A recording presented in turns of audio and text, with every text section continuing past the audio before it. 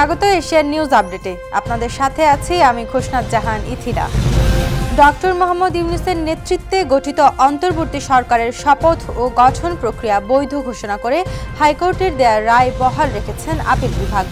সকালে প্রধান বিচারপতি ডক্টর সৈয়দ রেফাত আহমেদের নেতৃত্বে 7 বিচারপতির পূর্ণাঙ্গ আপিল বেঞ্চ এই আদেশ দেন। হাইকোর্টের আদেশের বিরুদ্ধে রিটকারের লিভ টু আপিল খারিজ করে দেশের সর্বোচ্চ আদালত এই আদেশ দেন। রাজধানী ঢাকা ও এর আশেপাশে আবারও মৃদু ভূমিকম্প অনুভূত হয়েছে। ভূমিকম্পটি 4.1 মাত্রার ছিল। সকাল 6:14 এ কম্পন অনুভূত হয়। ইউরোপীয় মেডিটেরিয়ান সিসমোলজিক্যাল সেন্টার জানায়, ভূমিকম্পের গভীরতা ভূপৃষ্ঠ থেকে 30 কিলোমিটার। উৎপত্তিস্থল ছিল নরসিংদীতে। বিএনপি চেয়ারপারসন বেগম খালেদা জিয়ার রোগ মুক্তি কামনায় কাল বাদ জুমা দেশের সকল মসজিদে দোয়ার আহ্বান জানিয়েছেন অন্তর্বর্তী সরকার।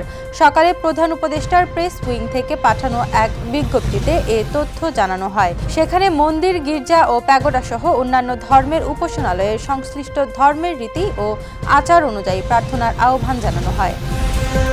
দর্শক, এই ছিল এশিয়ান নিউজ আপডেট। আমাদের পরবর্তী আয়োজন দেখার আমন্ত্রণ রইল। ধন্যবাদ এতক্ষণ সাথে থাকার জন্য।